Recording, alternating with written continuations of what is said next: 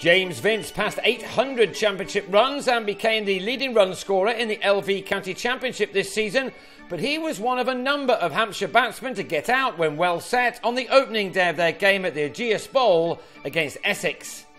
This was a big game between joint first and third in the second division table, and it was the side in third, Essex, who began the best, with Rhys Topley having Jimmy Adams caught behind with his fourth ball of the match. Topley took 10 wickets in his last game and was clearly going to be a threat after James Foster won the toss and decided to take to the field first on a pitch which was not as green as some have been at this ground this year. Whatever the colour of the surface, the pitches have all offered a fair balance between bat and ball this season, and Hampshire would not have minded batting first, especially when Will Smith and Michael Carberry began to forge a partnership, even though both played and missed on numerous occasions. After taking 10 wickets in his last outing, Jesse Ryder was on fairly early, while there was also a fascinating battle between the pace of T-Mal Mills and the skills of Carberry, a man who came into this match on the back of a century in the draw with Worcestershire last week. He and his teammates would have known the importance of this game, with 34 points separating the two before play. It was ultimately a battle which was won by a rather erratic Mills, who on this occasion did enough to catch the edge of Carberry's bat to have him held by Foster for 35. Vince and Smith then saw out the remainder of what was a tough morning session before Vince began to add to his large tally of runs and boundaries this season. This, though, was a day when the bowlers never had to wait overly long for some success on a pitch which did offer assistance. These two batsmen took the total to 107 before Smith, like Carberry before him, fell in the 30s as Foster claimed his latest very good catch to give Topley his second wicket of the game. When Adam Wheater came in against his former county to join Vince, the run rate was picked up again. Vince was especially strong on the offside as he moved to 800 championship runs, taking his tally of fours this year to 125. He then became the country's leading run scorer in the competition. Wheater, who hails from Whipps Cross, played for the county of his birth for 5 seasons before leaving for Hampshire at the end of the 2012 season.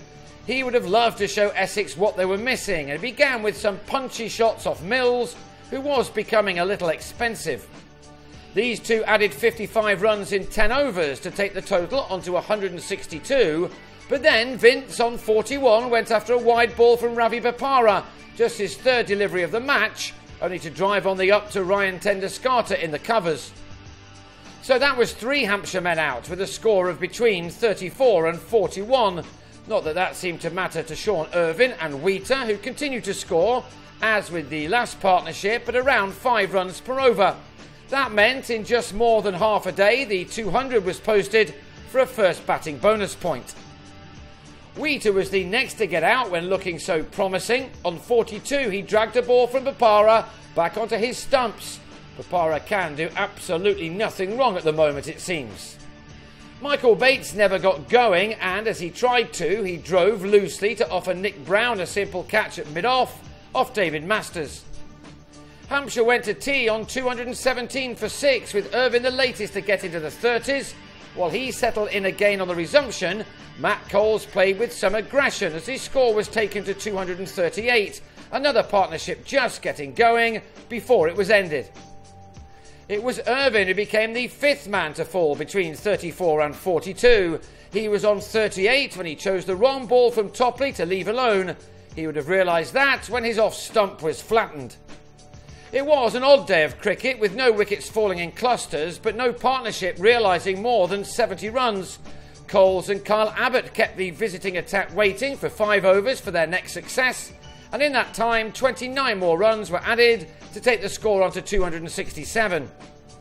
Coles was dismissed for 27, Foster with his 4th catch of the day to a ball from Mills which had some pace behind it. Abbott also got into the 20s as Hampshire went in search of 300 and a 3rd batting bonus point. But with the total on 285, the South African was undone by a clever bit of bowling from Bopara, who ended with the excellent figures of 3 for 14 from 9 very tidy overs. Monty Panesar was the 7th bowler to be called upon by Foster, who claimed his 5th catch off the spinner's 16th delivery to remove James Tomlinson for a duck.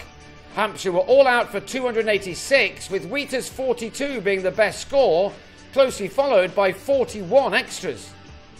Essex had 15 overs to make the most of their bowlers' work, but Abbott struck with his 3rd ball as Tom Westley shouldered arms and was bowled. Westley and Bopara had both scored hundreds in their game at Kent last week, but here they both made just a single.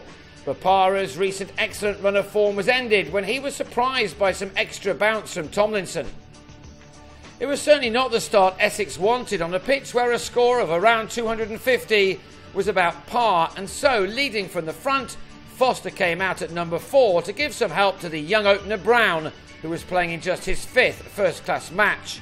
His best effort previously has been an unbeaten 22, but he looked okay here in partnership with a much more experienced Foster.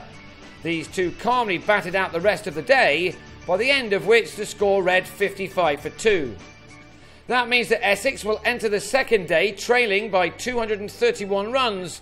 They'll go again with Brown on 19 after an hour at the crease and Foster on a punchy 26. A big day beckons on Monday.